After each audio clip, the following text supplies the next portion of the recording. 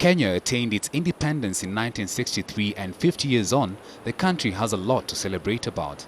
With the landmark general election early this year and the promulgation of the new constitution, these have been some of the strides that the country has made in the recent past. Kenya has become a true gateway to the East African region, and indeed the greater East African region. Kenya has been a key player in the integration of the East African community. Kenya has been a key player in peacekeeping within the African continent. We must recognize the work Kenya has done in bringing peace to Rwanda, in bringing peace to Somalia, and bringing peace to Southern Sudan.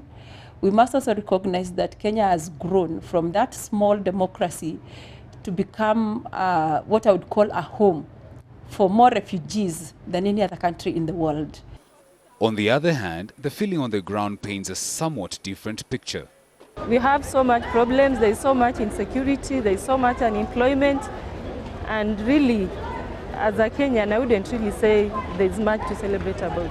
If you look at the infrastructure of the country, surely the roads have been very poor. And still right now I can say that it is not all that complete, because if you see the superhighway, it's just a very short road. But we need something which will come from Malava up to Mombasa and spread the whole country, so that if you look at the agricultural, the farmers can be able to transport their goods properly. What I would like to see the next 50 years is to eradicate poverty, disease, and the good roads.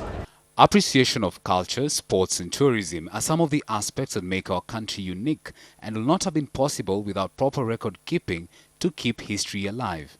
If a country has got no records, it is just like a tree without roots. If you do not have a background, you have no future. So our future is hedged on the information, the records which are preserved at the National Archives for research and for posterity. And National Archives actually all over the world is one of the institutions which hinge the development of social, cultural, political development of a nation. Because you cannot develop without a background, without knowing where you have come from. And if you don't know where you're coming from, maybe you even don't know where you are, and even you cannot tell where you are going. Kenya is among the leading countries in Africa in technological uptake. This is set to provide great initiatives that will help in proper record keeping to sustain the national heritage.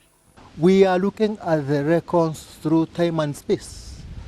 Are we moving or are we in tandem with the technology?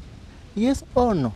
And this is why we want to mitigate, interrogate, and ensure that the archives actually play their big role. That is, they have their future.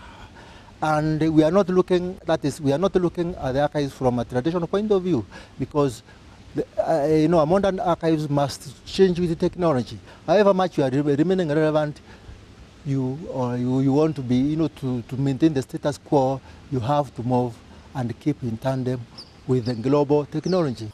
On the other hand, there are memories we cannot forget to keep. What we can't archive is the emotions that whoever was there in 1963 felt. We can try to recreate them, but I am not sure anybody who did not witness 1963 can have the same level of emotions and jubilation that existed that time. But we must give them the facts so that they can draw pride from it. They can know how far their country has come, and they can draw inspiration and motivation from that. The future is bright for a country that is focusing towards the attainment of Vision 2030, powered by political, social and economic pillars. Kenya has prepared herself through a very robust vision, because the first thing you need to do if you are going to take a new journey or on a journey, you need to have a very clear vision of where you are going. Kenya has spelled out in Vision 2030 where she wants to go. And she has said, this is the role of every Kenyan as we try to achieve this vision. So if we could keep to that vision, if we can continue with the judicial reforms, if we can continue with the political reforms, if we can continue with the public sector reforms, which are going on, the financial sector reforms, if we can continue with the growth we are seeing in the Capital Markets Authority, then I would say the future for Kenya is bright.